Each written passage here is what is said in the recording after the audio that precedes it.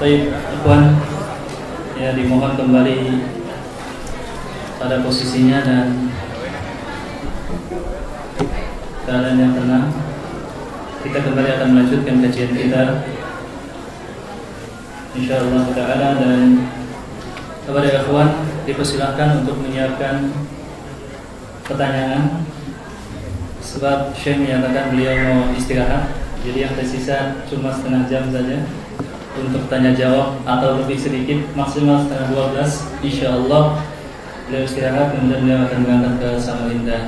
Silakan ikhwan, bisa dituliskan pertanyaan yang sangat banyak, atau bisa juga langsung angkat tangan ya, dan sebutkan pertanyaannya. Ada al-aslam mubasyarah walakin ايوه ترجم لي الاول السؤال ننظر هل مناسب لا فقط ترجمه بالعربي الاول قبل ان تقرأه. صح. قل لي الاول ايوه لا باس بالعربي. السائل قال: من علامات حب المسلم إلى النبي صلى الله عليه وسلم منها عون أخيه المظلوم كما حدث الآن في سوريا. السؤال يا شيخ: فما موقف العلماء في السعودية أنا لذلك الذين سمعت يا أنهم أستاذ العزمي قلت لك ترجم لي السؤال أنا الأول ثم أنظر هل هو مناسب للإجابة ولا لا. نعم هذا لا يناسب للإجابة. نعم لا أجيب على هذا. انظر الآن السؤال الثاني قل لي ما هو الثاني: مناسب. هل من الإثم إذا كان يعني حكومة السعودية منعت الجهاد إلى سوريا؟ نعم هل هذا صحيح أم لا؟ نعم سأقرأ. هذا كله فقط سؤال. أسئلة هذا دكتور هذا إيش يقول؟ ليش؟ إيش إذا كان مات الكافر هل يجوز أن نقول بأن فلان دخل النار؟ نعم يعني مفهوم. نعم. هكذا السؤال. هل أو لا يجوز أن نلزم أحدا مكانه في النار؟ ثم الثاني: ما الفرق بين الكافر والمشرك؟ هل هناك فرق أم ليس هناك فرق؟ المسلم هو الكافر والكافر هو المشرك. إيش الثاني؟ يعني هل هناك فرق بين المسمى كافر والمسمى المشرك؟ نعم. أم كان هذان مسميان يعني واحد؟ طيب بس هذا ممكن نجيبه وهذا أنا سأعلق عليه لكن هذا نجيبه له. Baik. Pertanyaan yang pertama, apabila orang kafir meninggal, bolehkah kita menyatakan bahwa fulan pasti masuk neraka, atau bolehkah kita memvonis seseorang tempatnya di neraka? As-sa'il qala ya Syekh: idza mata al-kafir hal yajuz alaina an nazim bi annahu dakhala an-nar aw la yajuz? قال أهل العلم أنه لا يجوز للمسلم أن يجزم لكافر معين بأنه في النار، لا يجزم على كافر معين بأنه في النار إلا الذين جزم بهم الله سبحانه وتعالى، مثل فرعون ومثل أبي لهب. هؤلاء الذين ذكر الله عز وجل أنهم في النار بأعيانهم فهؤلاء نجزم لهم بالنار. أما عموم الكفار فنحن نقول هكذا، نقول الكافر في النار من ناحية العموم. أما كافر بعينه قد مات فلا نستطيع أن نقول أنه بعينه في النار. لماذا؟ لأننا لا ندري هل هذا الكافر قد أقيمت عليه الحجة أو لم تقم عليه الحجة، وهل وصله الخبر بالإسلام ولا لم يصله الخبر بالإسلام. هذه الأمور الله عز وجل هو الذي يعرفها، لذلك لا نجزم له بعينه بأنه في النار، لكن عموم الكفار نقول الكفار في النار هكذا كقاعدة عامة. واضح السلام. Nah, qala Syekh bi an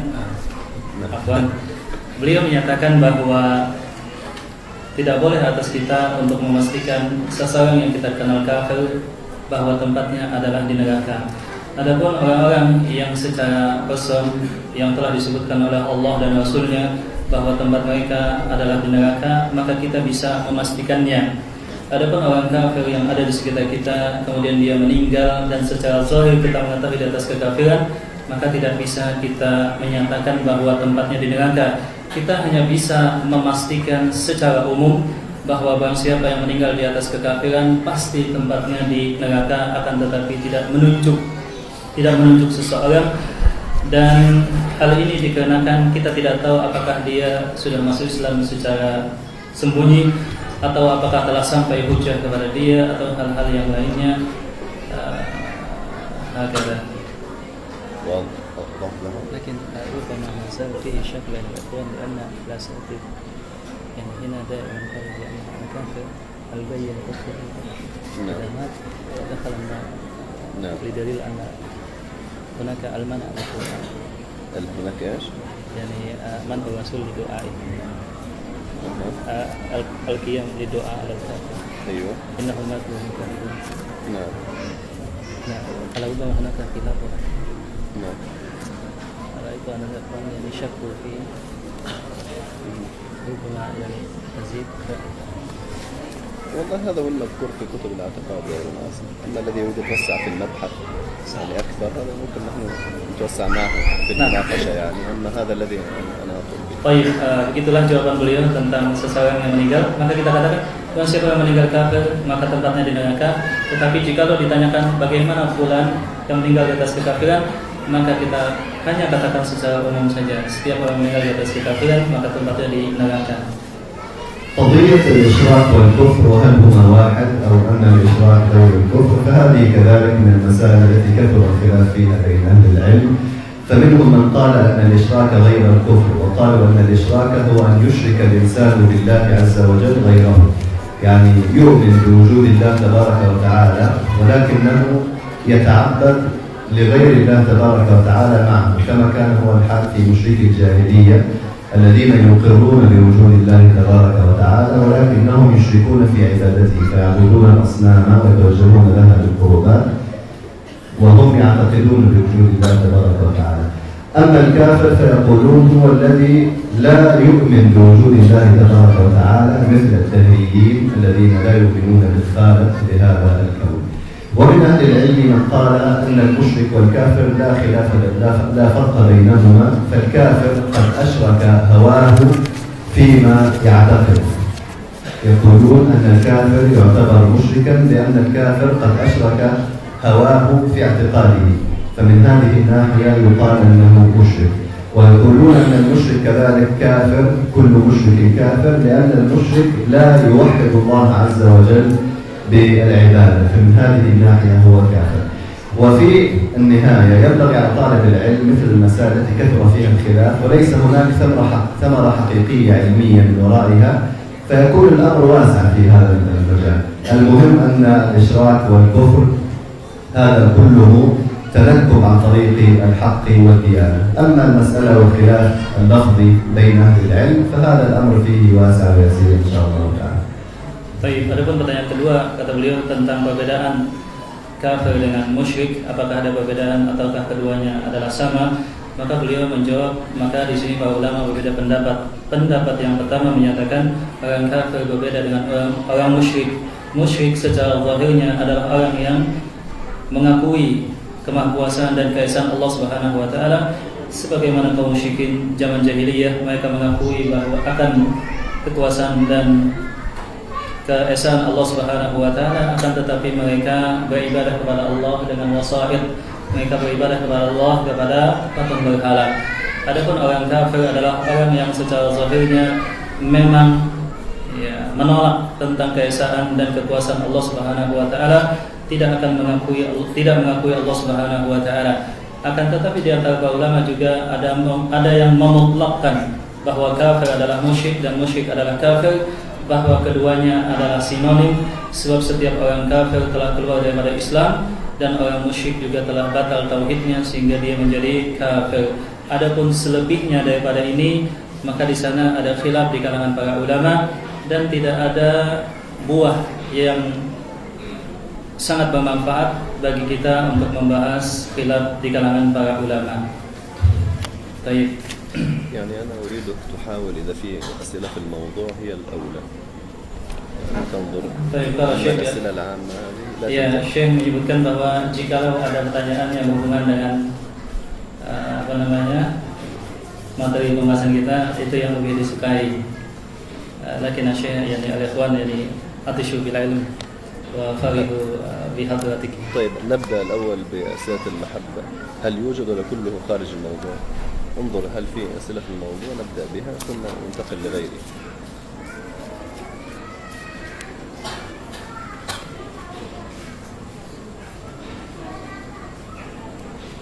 طيب نشوف واحد.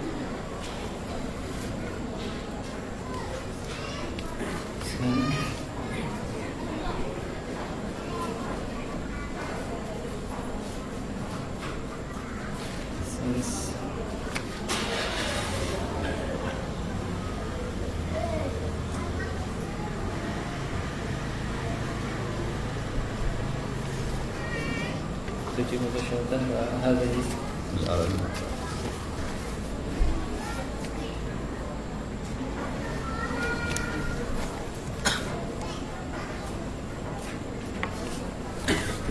طيب.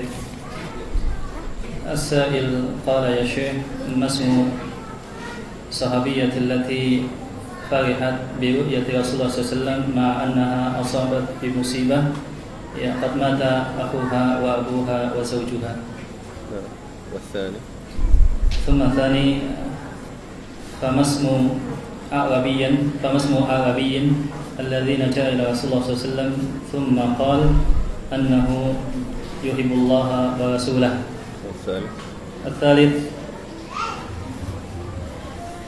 ما اسم زيد بن دثنة ولا ماذا yang الذي توعد عليه أبو سفيان بالقتل. هذا متعلق به. طيب هذا أنت قرأته بالأندلسية ولا لم؟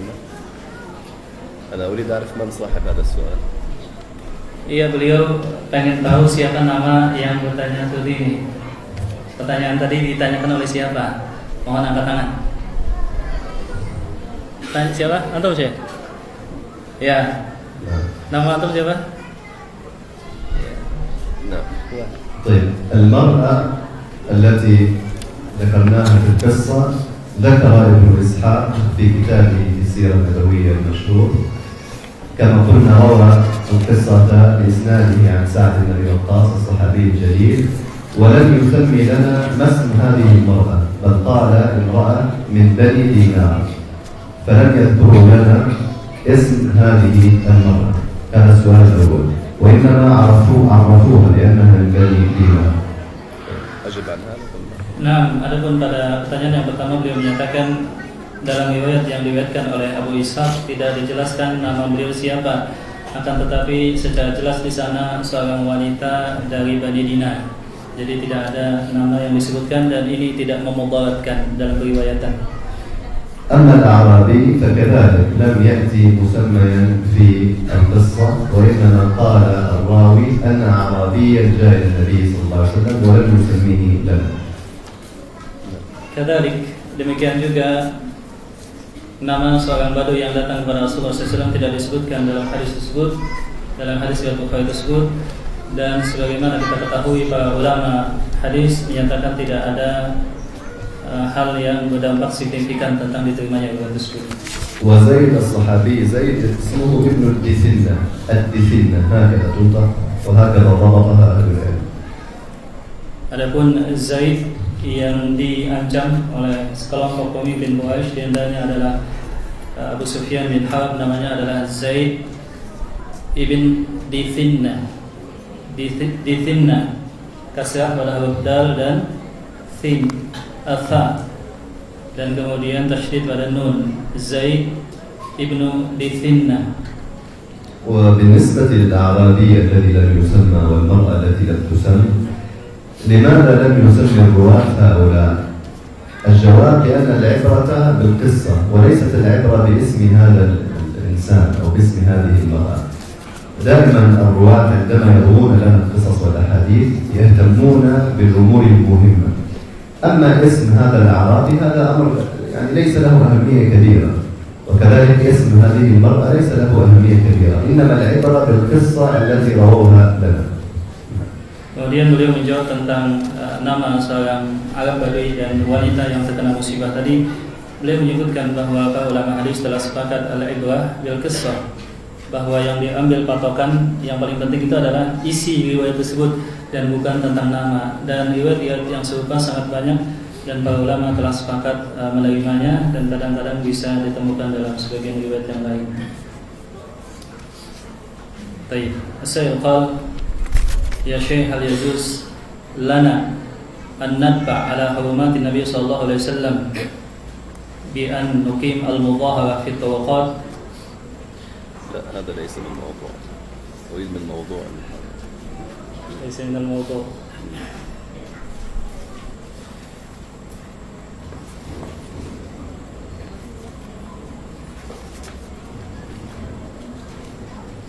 السائل قال يا شيخ هل يعني الاعتناء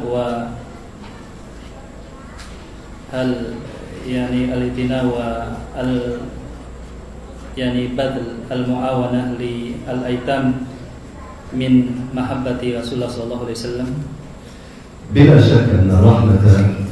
تقرأ الأول بالأندونيسية. Pertanyaannya menyatakan apakah memelihara anak yatim dan membantu kebutuhan mereka adalah bukti kecintaan kepada Rasulullah sallallahu alaihi wasallam? بلا شك أن الرحمة في الأيتام من خلق النبي صلى الله عليه وآله وسلم ومما أمر به، فقد قال النبي صلى الله عليه وسلم أنا وكافل اليتيم في الجنة كهاتين، وأشار بإصبعيه السبابة والوسطى، يدل على قرب من كفل يتيما أو أحسن إلى يتيم سيكون قريبا من النبي صلى الله عليه وآله وسلم في الجنة إن شاء الله تعالى. لهذا المجتمع ينبغي أن يعتني بالأيتام عناية خاصة، بأن يقيم له دورا خاصة بهم، وأن يعتني بأمورهم وأحوالهم، وأن يعتني كذلك الناس وطلاب العلم بزيارتهم ومواساتهم. هذا كله مما يجب على المسلمين. Baik, beliau menjawab bahwa tentu saja memelihara anak yatim dan memenuhi kebutuhan mereka merupakan bagian daripada cinta Rasulullah SAW. Sebab beliau bersabda, ana wa kafilul yatim kahatain, aku dan orang yang memelihara anak yatim bagaikan kedua jariku ini, yakni jari tengah dengan jari telunjuk. Maka wajib bagi kita yang cinta kepada Rasulullah SAW untuk juga memperhatikan anak yatim, dan hendaklah di masa kita, negara atau kaum muslimin perhatian dengan anak-anak yatim, mendirikan tempat-tempat untuk yang menyantuni anak yatim, memenuhi kebutuhan mereka dan berbagai macam hal yang mereka butuhkan, sehingga kita telah mengamalkan hadis Rasulullah SAW.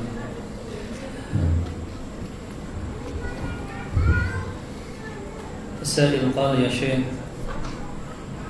نحن الآن في زمن الفتنة وهناك فرق وكل يدعي أنه على حق وأنه على محبة الله ورسوله، لكن رأينا أنهم متفرقون مختلفون ومتفرقون.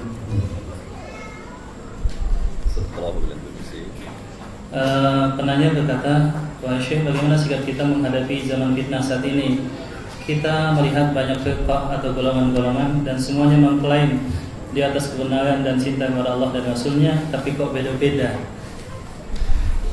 العبرة ليست بادعاء المدعي أنه على الحق، إنما العبرة بواقع الأمر، فكل إنسان يدعي أنه على الحق، وكما قال الشاعر كل يدعي وصلا بليلى وليلى لا تقر له بذاك. كيف نعرف أن من ادعى على الحق أنه على الحق صدقا؟ هذا يكون بمدى تمسكه بالكتاب والسنة وفهم سلف هذه الأمة. هذه ثلاث ضوابط وثلاثة شروط لكل من يدعي أنه على الحق: التمسك بالدليل الذي هو الكتاب والسنة، ثم ثالثا، وهذا الثالث هو الذي يفرق بين هذه الجماعات في الغالب، هو فهم السلف من الصحابة والتابعين القرون الخيرية الثلاثة لكتاب الله عز وجل ولسنة النبي صلى الله عليه وآله وسلم.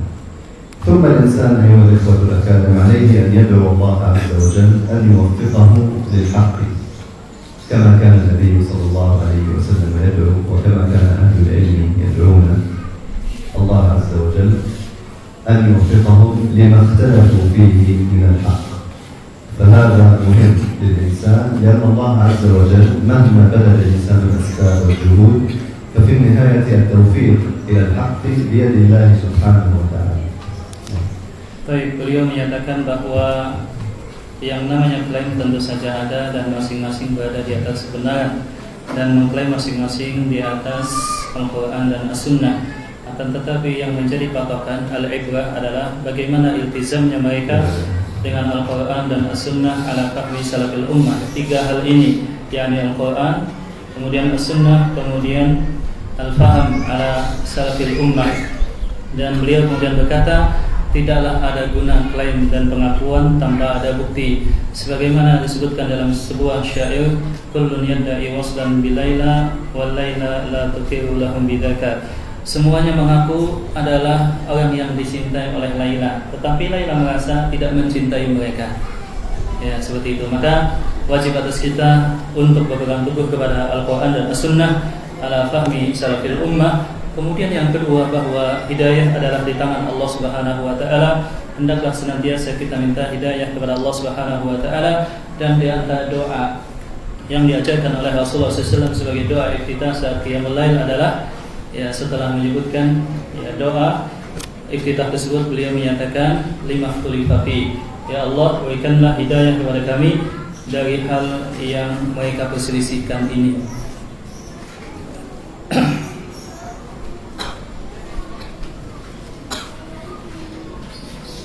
As-sa'il qala hal i'fa'ul lihyah min sunnatin Nabi sallallahu alaihi wasallam wa hal huwa wajibun am min as-sunnah. Ats-tsani ad-du'a fil khutbah fama hukmu wa ana ra'aitu jama'ah fi salatil jum'ah qurba baiti la yu'minuna ala du'a'il imam. Maka lagi نعم nujib lagi. أنا سأجيب عن الأول. Al-awwal. Nah, pertanyaan yang pertama adalah bagaimana hukumnya memotong atau merapikan jenggot? Apakah memanjangkan jenggot itu sunnah dan hukumnya wajib ataukah bagaimana?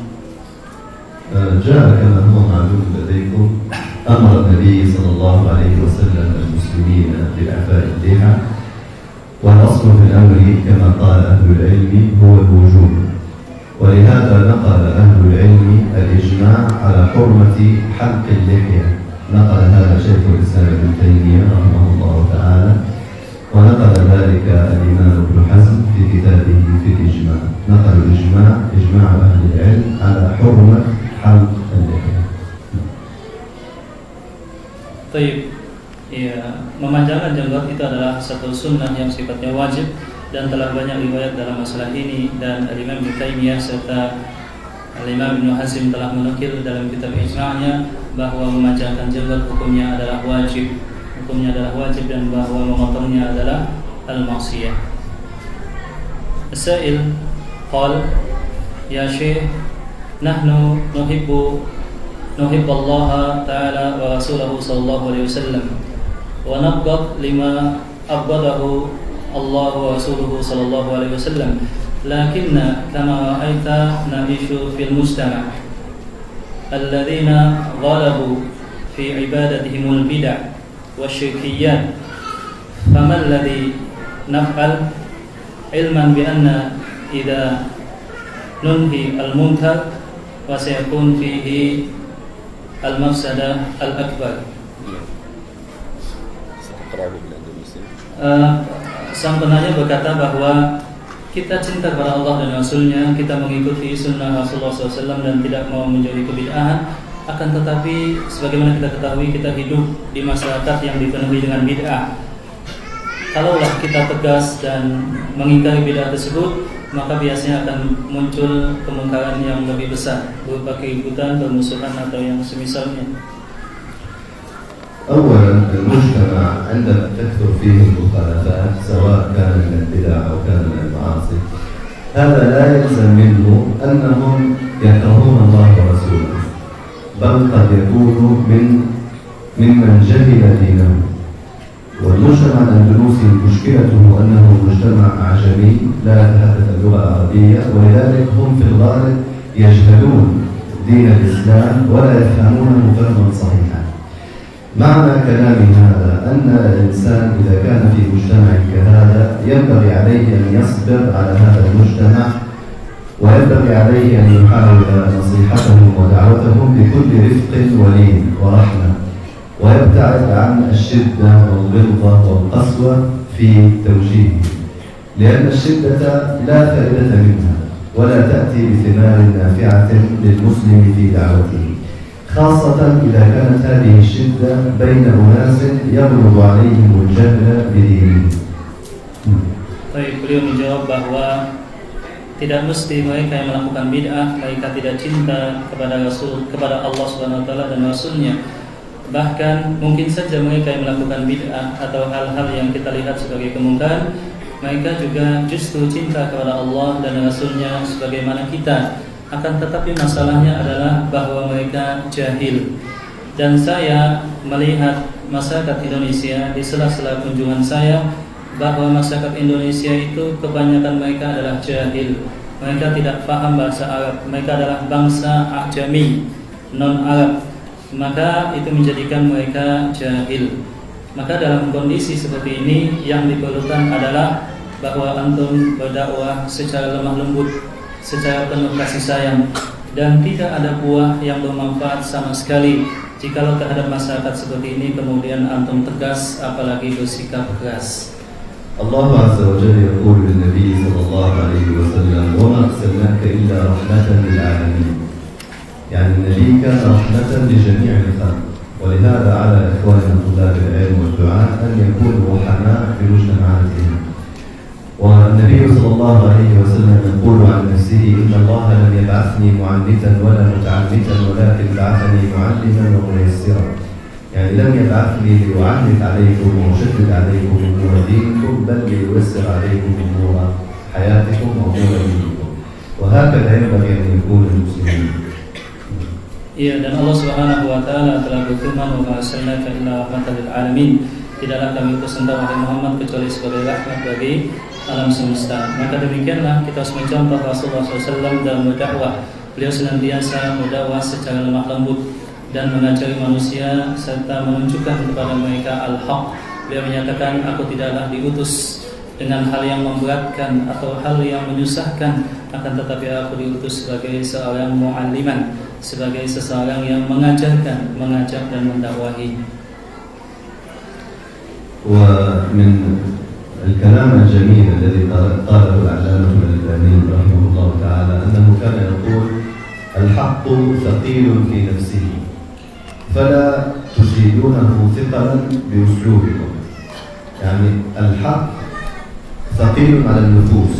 إذا الإنسان اعتاد على بعض البدع وعلى بعض المخالفات فإن الحق عندما تخبره بالحق فإنه يكون ثقيل على قلبه.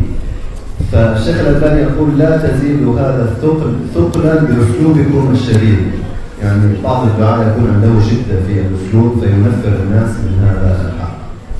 Di antara perkataan Syekh Al-Albani yang bermanfaat bahwa kebenaran itu sebenarnya sudah berat bagi hati-hati manusia, dan janganlah kalian tambah berat kebenaran tersebut untuk diterima orang yang jahil dengan uslub kalian yang salah, uslub kalian yang keras.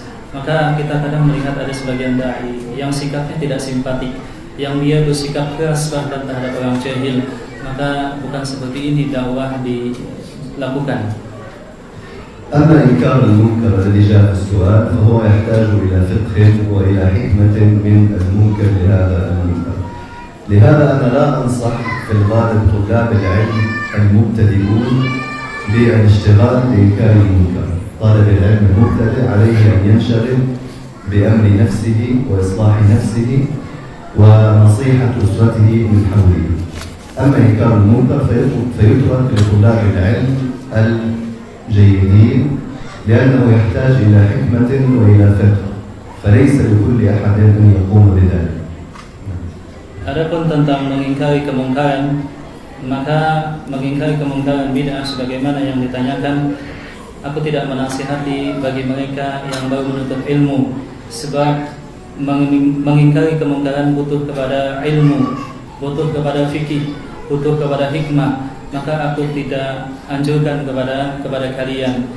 Akan tetapi ingkarul munkar adalah kewajiban yang harus dijalankan bagi tullabul ilm yang ilmunya telah bagus, yang ilmunya telah mendalam. Maka mereka akan mengingkari kemungkaran dengan lemah lembut, dengan hujjah dan dengan fikih serta hikmah. وإنكار المنكر كما قلت لكم يحتاج إلى أسلوب جميل في النكر في الإنكار ويحتاج إلى رحمة بالمنكر عليه. هذا مهم في أسلوبك في إنكار المنكر حتى يتقبل الذي يقول بهذا المنكر يتقبل منك كلامه. Hal yang paling penting adalah bahwa orang yang mengingkari kemungkaran mengingkarinya dengan cara lemah lembut dan dengan sikap yang belas asih serta kasih sayang. Maka dengan demikian kemungkinan untuk diterima itu lebih besar daripada ditolaknya. أما الشدة في إنكار المنكر فإنها في الغالب تفضي إلى منكر أعظم من المنكر الموجود. ولهذا قال أهل العلم أنه إذا كان إنكار المنكر سيؤدي إلى منكر أعظم منه فلا يصح إنكار المنكر في هذه الحالة. Maka kata beliau, adapun mengingkari kemungkaran dengan cara yang keras tanpa adanya hikmah dan kelemah lembutan, maka ini akan menimbulkan kemungkaran yang lebih besar. Maka para ulama menyebutkan jikalau mengingkari kemungkaran akan menimbulkan kemungkaran yang lebih besar, maka hal tersebut tidak dilakukan, bahkan ditinggalkan.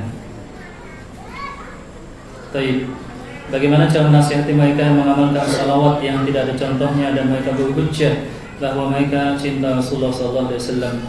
As-sa'il qala ya Syekh, kaifa nansah alladzina yusalluna wa yusallimuna ala Rasulullah SAW bisalawatin bid'atin allati la athara laha min sunnati Nabi sallallahu alaihi wasallam wa hum yahtajuna bi annahum yuhibbuna ar-Rasul sallallahu alaihi wasallam. بأنهم إيش؟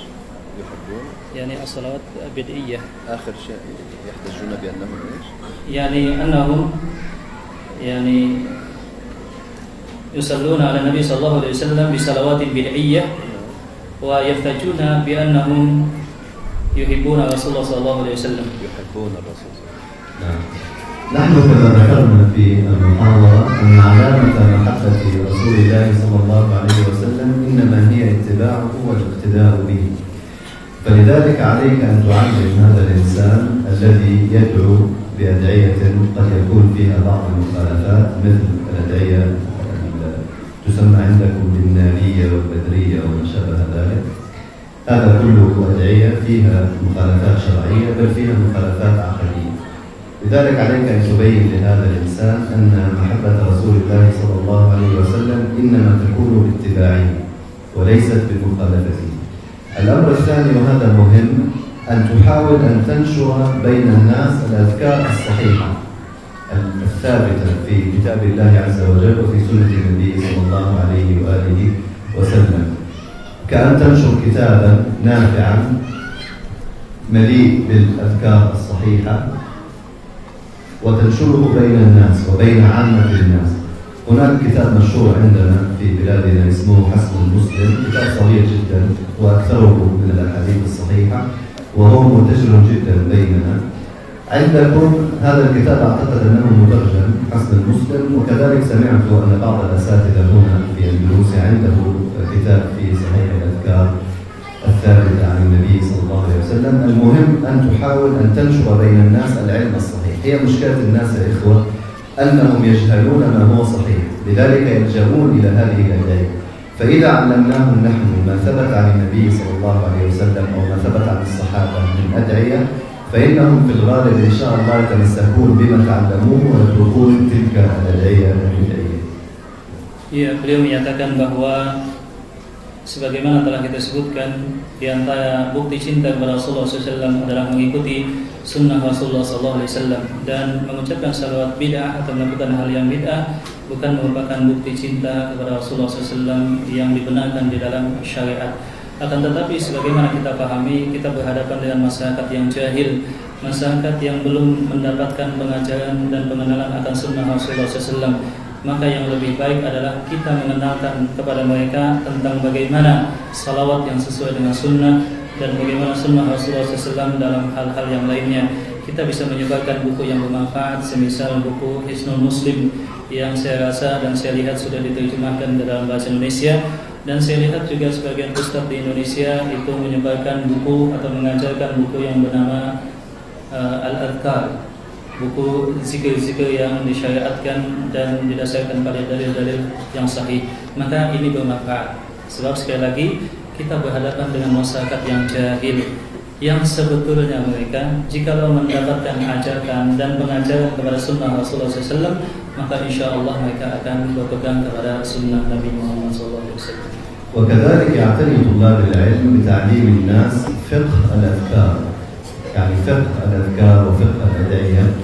هذا فقه مستقل في ديننا، عليه من يعلم الناس الضوابط الشرعية لهذه الأذكار، فيبين للناس أنه من الأفضل أن يلتزم الإنسان بالأدعية الواردة عن النبي صلى الله عليه وآله وسلم والواردة عن السلف الصالح.